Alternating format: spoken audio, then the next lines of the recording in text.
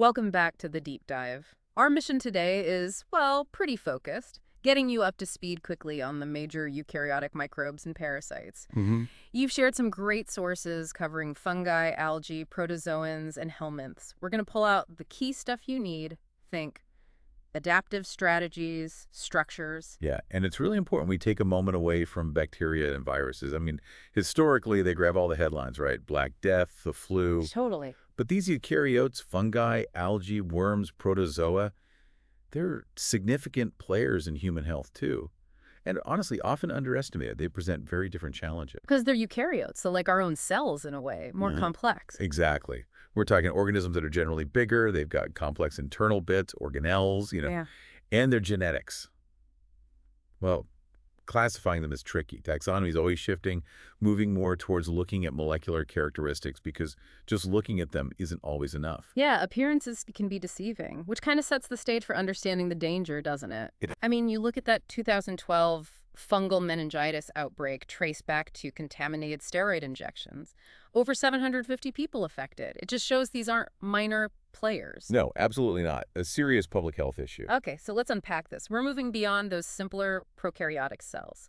Let's start with mycology, the study of fungi. Right, so fungi, defining features. Eukaryotic, usually free-living, and critically heterotrophic. Meaning they absorb nutrients, they don't make their own food like plants. Exactly. They're nature's decomposers. Yeah. No chlorophyll, so no photosynthesis.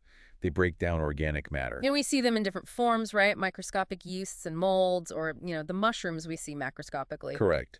The molds are made of these thread-like filaments. Those are called hyphae. Hyphae, got it. And when you get a whole tangled mass of hyphae, that's the mycelium. And that mycelium can get enormous. The source mentioned one, Armillaria gallica, covering something like 37 acres. 37 acres. Yeah. It's staggering. That's not just, a little mushroom. It's a huge underground network. Yeah. Really puts their ability to spread and survive into perspective. It really does. But for medicine, a really critical adaptation is dimorphism. Ah, yes. Dimorphism. This is absolutely key for many pathogenic fungi. So they change shape. They change shape based on temperature. So out in the environment, say at 25 degrees Celsius, they often grow as a mold filamentous. Okay. But then if they get into a host, like us, where it's warmer, around 37 degrees Celsius, they switch. They change into a yeast form, typically budding. And that helps them infect us. Precisely. It's an invasive adaptation. Changing shape helps them potentially evade the immune system, spread more easily in tissues. It's a clever survival trick. And they're tough customers anyway, right? They thrive in acidic conditions, high sugar or salt concentrations, places bacteria might struggle. Very resilient. And structurally, there are two key things we target medically. Their cell wall isn't like ours. It contains chitin. Like in insect exoskeletons? Kind of, yeah. And their cell membrane uses ergosterol, not cholesterol like our cells do. Ah, so that's a weak point we can exploit. That's the main target for many antifungal drugs. We design molecules to mess with ergosterol synthesis, which harms the fungus, but hopefully not our own cells too much. But if their cells are eukaryotic, closer to ours than bacteria, does that make developing antifungals harder? More side effects? There's exactly the challenge. Selective toxicity is much harder to achieve than with antibiotics targeting bacteria, which are fundamentally different. So yeah, side effects can be a bigger concern. Okay. And reproduction, how do they multiply? Well, asexually is very common. Yeast just bud off new cells. Filamentous fungi produce spores. Spores, okay. These can be sporangiospores, which are formed inside a little sac, or conidia, which are kind of naked spores, not enclosed, easily carried by wind or whatever, great for dispersal. Makes sense. They also do sexual reproduction. This involves fusion of different mating types, often called plus and minus strains, forming a temporary cell with two nuclei, the dikaryon. N plus N. Right. Eventually, those nuclei fuse to make a diploid, 2N, nucleus, which then undergoes meiosis to produce new haploid spores with genetic variation. Mixes things up. And classification-wise, we don't need the whole list, but the Basidiomycota group sounds important. Includes Cryptococcus neoformans. Yeah, that's a big one. Cryptococcus neoformans is a major cause of fungal meningitis, especially in immunocompromised individuals. Really highlights the clinical threat these organisms can pose. Okay, that mastery of structure and environment leads us to, well, the environmental players, algae and slime molds. Right. Algae, mostly microscopic, photosynthetic. They're autotrophs, making their own food using light. Super important base of aquatic food chains, part of plankton. Usually harmless, but sometimes not. Sometimes definitely not. We have to talk about harmful algal blooms, or HABs, Red tides. often called red tides, yeah, caused frequently by dinoflagellates. The big danger here is that they can produce potent neurotoxins, like saxitoxin. And that leads to paralytic shellfish poisoning, right? If we eat shellfish that have filtered these algae. Exactly. The toxin builds up in the shellfish clams, mussels, oysters. Humans eat them, and it causes severe neurological symptoms, paralysis. It can be fatal. And cooking doesn't help? Critically, no. Cooking does not destroy saxitoxin. That's why monitoring shellfish beds and closing them during blooms is so vital for public health. There was also that mention of Pfiesteria pichyceta linked to nutrient runoff. Yes, Pfiesteria. Outbreaks have caused huge fish kills and people exposed to the water fishermen. Researchers reported neurological symptoms, memory loss, skin lesions. It's nasty stuff. Shows a clear link between environmental pollution, like nutrient runoff, and microbial disease impacting humans. How do algae reproduce? Is it complex? Can be. Asexually, unicellular ones just divide by mitosis. Multicellular ones might fragment. Sexually, though, they often have complex life cycles, sometimes involving an alternation of generations, switching between haploid and diploid forms. And we actually use an algae, don't we, agar? We do. Agar, the stuff we use to solidify culture media in the lab, comes from the cell walls of red algae, the rotophyta. And let's not forget diatoms, a type of Chrysophyta. They're incredibly important, a major source of the world's oxygen. Yeah, okay. And then quickly the slime molds, kind of the oddballs. Yeah, the oddballs is a good way to put it. They have traits of both fungi and amoebas. Importantly for us, they aren't pathogenic to humans. But they do cool stuff. They do really interesting things. Cellular slime molds live as single amoeba-like cells, but if food runs out, they send out a chemical signal, CMP, and aggregate together to form this slug-like structure that can crawl away to find a better spot. A coordinated group effort. Totally. And then plasmodial slime molds are different. They exist as this giant multinucleated mass called a plasmodium. It moves like one huge amoeba through what's called cytoplasmic streaming.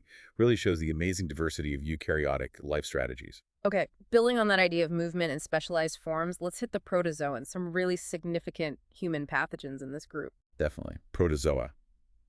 Key things are they're eukaryotic, unicellular, and they lack cell walls. Makes them flexible. Very.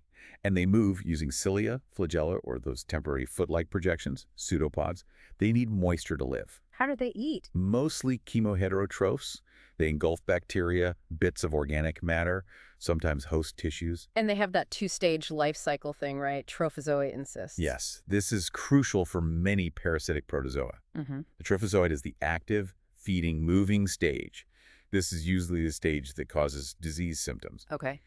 But when conditions become unfavorable, maybe drying out or outside the host, many can form a cyst. This is a dormant, tough, protective stage, really important for survival and transmission. Think amoebic dysentery. The cysts are infectious. So the cyst gets you through the bad times and helps spread. Clever. Reproduction. Asexually, pretty straightforward.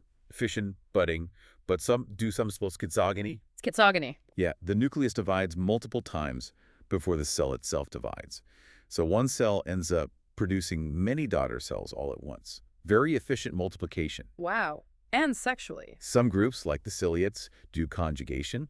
They temporarily fuse and exchange genetic material. They actually have two types of nuclei, a large macronucleus for daily running of the cell, and one or more small micronuclei that are specifically involved in this genetic exchange during conjugation. Highly specialized. Right. And the classic example of protozoan complexity has to be malaria. Plasmodium. Why is it so incredibly hard to get rid of? Oh, the life cycle. It's incredibly complex, involving multiple hosts and multiple forms. Plasmodium is in the Apicomplexa group. They have this special structure called an apicomplex at one end, which helps them penetrate host cells. It starts with a mosquito bite. Yep.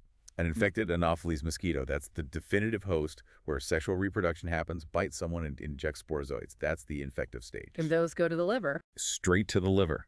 Inside liver cells, they undergo schizogony, remember, producing thousands of merozoites. Okay.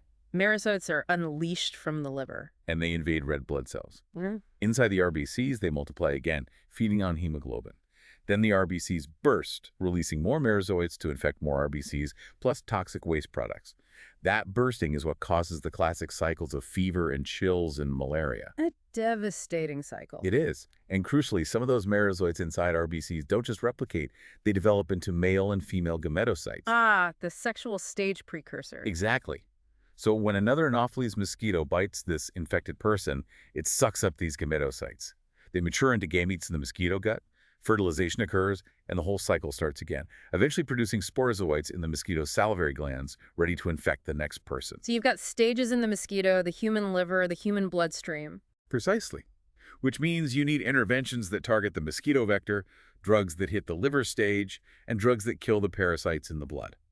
It's incredibly difficult to tackle all aspects effectively, especially with growing drug resistance. Makes sense.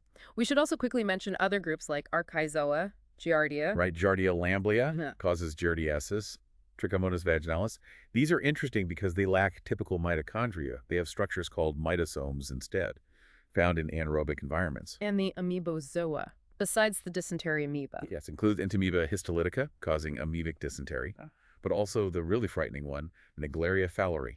The brain-eating amoeba. That's the one, found in warm freshwater like lakes and ponds. If contaminated water goes up the nose, the amoeba can travel along the olfactory nerve to the brain and cause primary amoebic meningoencephalitis, or PAM. It's rare, but usually rapidly fatal, a terrifying example of protozoan pathogenesis. Definitely. Okay, finally that brings us to the helminths. Worms. Why are worms in a microbiology discussion? They're not microbes. That's a fair question. They're macroscopic, multicellular animals. But the reason they're included is that their infective stages, like eggs or larvae, and their diagnostic stages found in patient samples are often microscopic. So the lab needs microbiological techniques to identify them. Ah, okay. So we're looking for microscopic clues to a macroscopic problem. Exactly.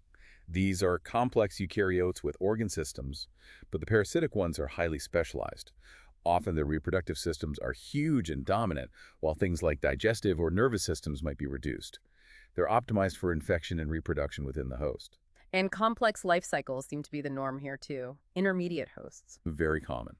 An intermediate host is where larval development happens. The definitive host is where the adult worm lives and reproduces sexually. Some worms are dioecious, separate males and females, while others are monoecious or hermaphroditic, having both sets of reproductive organs in one individual. We generally split them into flatworms and roundworms. That's the basic division. Flatworms are platyhelminths. This includes trematodes, the flukes typically flat, leaf-shaped, often with suckers for attachment. Think lung flukes, liver flukes, blood flukes, named for where the adult lives. And the other flatworms? Tapeworms? Cestodes, the tapeworms, usually intestinal parasites, their structure is amazing. Purely parasitic adaptation. You have the scolex, Method end. right, often with hooks or suckers just for latching onto the intestinal wall. Then a short neck region where new segments are generated. And the main body is a chain of segments called proglottids. And those are basically egg sacs. Pretty much. Each proglottid matures, develops reproductive organs, gets fertilized, and becomes packed with eggs. The older, gravid proglottids at the end break off and pass out in the feces to spread the eggs. A reproductive machine. Incredible adaptation. And the other group? Roundworms. Nematodes. Cylindrical, tapered at both ends. Probably the most numerous multicellular animals on Earth, actually. Found everywhere. Many are parasitic and, again, complex life cycles. Like a scarus, the big roundworm. Scarus lumbricoids, yeah. The life cycle is wild. You swallow the egg, usually from contaminated soil. The larva hatches in your intestine, burrows through the gut wall, gets into the bloodstream, travels to the lungs. To the lungs? Why? It develops further there, then travels up the airways, gets coughed up, and you swallow it again. You swallow the larva. Yep. Then it finally matures into the large adult worm back in the small intestine. It's this incredible migration using the host's own systems. Wow. That's elaborate. Isn't it? And hookworms, like Nicator americanus, have a different but equally complex route. Their larvae hatch in the soil, but they infect you by actively penetrating your skin, maybe your foot. Oof. Then they get into the blood, also travel to the lungs, get coughed up, swallowed, and mature in the intestine. That whole lung migration phase is common for several roundworms. Okay, wow. That was quite a tour through the eukaryotes. So quick recap. We hit fungi, remembering things like dimorphism and ergosterol targets. Right. Then algae, especially the danger of HABs and neurotoxins like saxitoxin. Protozoans, with their crucial trophozoitis stages for survival and transmission, and the incredibly complex multi-stage, multi-host life cycle of malaria as the prime example. Exactly. And finally, the Helminths macroscopic worms studied microbiologically because they're microscopic eggs and larvae with amazing parasitic adaptations like the tapeworms, proglottids, and the complex migrations of roundworms like Ascaris. The sheer diversity here is striking, especially in the life cycles. That's really the defining feature, I think. From simple budding in yeast to that intricate dance Plasmodium does between mosquito and human. It's this complexity that makes controlling these diseases so challenging, much more so in many ways than dealing with bacteria. So what does this deep dive mean for you, the listener? Hopefully you now have a solid grasp of the key structures, reproductive tricks, and importantly, the adaptive strategies these essential eukaryotic players use and why they matter in health. Yeah, focusing on the how and why, not just memorizing names. And maybe a final thought to leave you with. We mentioned taxonomy is tricky and moving towards molecular data. Classification for many algae and protozoa is still really unsettled, even with genetic sequencing. Oh. So think about the fight against drug resistance. Yeah. Malaria is a prime example. Resistance in both the mosquito vector and the Plasmodium parasite itself is a huge problem. Could a deeper, more accurate understanding of their relationships at the molecular level, better taxonomy, actually help us pinpoint new vulnerabilities?